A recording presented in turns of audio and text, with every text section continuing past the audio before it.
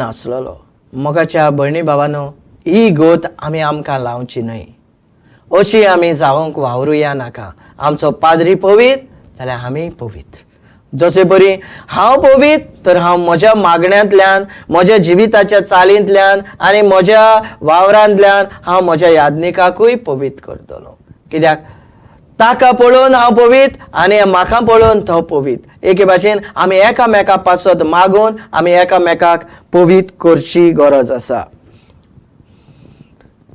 जुवांचो शिव वर्तमान 6 50 आनी 6 वळ म्हणटा म्हजें मांस खातात आनी म्हजें रगत पियेतात ती म्हजे सवेंची येतात आनी हांव तांचे सवेंची येता दाखयता जेजू विरेंत आमच्यान कांयच करूंक जायना म्हणटकूच म्हजें पवित्रपण जेजूचेर धरलेलें आसा आनी जेजू म्हाका पवित्र करता तो तर म्हाका पवित्र करता जाल्यार ताका हांवें मानता तसलें जिवीत हांवें जियोवचें आनी हे भाशेन आमी पवित्रपणाचीं पावलां मारुया देव म्हाका पवित्र करतलो आनी आमी पवित्र जातले जाल्यार पवित्र पुस्तकाचो आमी मोग करुया पवित्र पुस्तक जियोया आनी ह्या पवित्र पुस्तका प्रमाणे आमचें जिवीत हिरावुया हे भाशेन देवाची वळख आमच्या जिवितान थीर उरतली आनी आमच्या जिविताच्या चाली देखी वरवीं ती परगट जातली हें तुमकां जवण एकल्याक आनी म्हाकाय फावो जावंक आमेन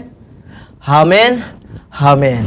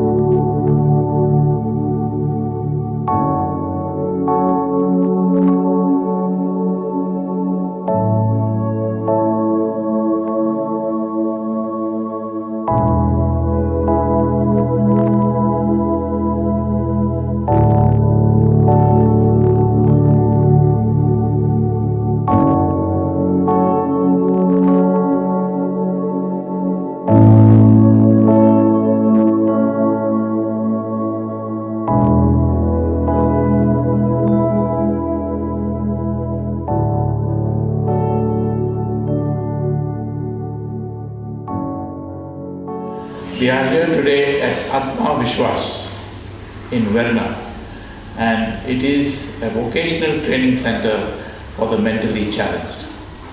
We have with us Leanne de Gama, who is the principal of the school, and she's going to tell us all about how Atma Vishwas works what it does, etc. Let's get straight to the thing. First and foremost, hearty congratulations for starting this place, because I think this is something that is very important for our community in Goa. So thank you very much for that. Now, this is a really very beautiful place. Did you design it yourself? Well, the home, what we tried to create was a home. So when we function out of a place like this, we decided that we would keep it to its elemental best. Very simple, very functional, but with a lot of warmth within the premises. Wonderful, wonderful. Now, why this name called Atma Vishwas? What is it all about? Atma Vishwas means self-confidence. Okay. It's a Sanskrit word, and we believe that everybody who passes through our door as a student should develop within themselves self-confidence. So that is why we chose this name way back when we started the organization. Atma Vishwas. Atma Vishwas. Wonderful. Now tell us, who can come to the center? Who do you normally admit? Which kind of age group, etc., etc.? So basically we work with people with intellectual disability, and we take admissions from 18 until 30. If there is a case-to-case basis, we might take someone who is younger, and that all depends on a personal interview that we have with the parents and the child themselves, because it's very important that we have a personal relationship with the people who we are getting into Atma Vishwas. So this is a vocational training center. So what are the different kind of training programs you have? So currently what we do in our vocational training center is what we've termed it as home-based training. So they learn things like paperwork, jewelry making, candle making, a bit of baking, cooking, because we hope that these children can, or young people can tomorrow work from home with the support of their families and create little businesses for themselves so that they can become contributing members of society. As part of our development of Atma Vishwas and its programs, we are now starting a food and hospitality training course that will allow our people to go out into the what we call open world and hopefully be accepted as on par with other colleagues in the hospitality field. Does that actually happen in real life?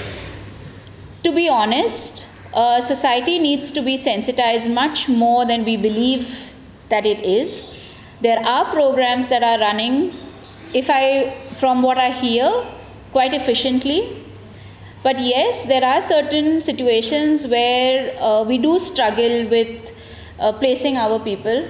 For the only reason is that we need to know that our people are not taken advantage of, because they are very obliging. They are very fixed in what they like to do. So it's very easy for people to say, okay, you can do that, so, you keep doing. Yeah.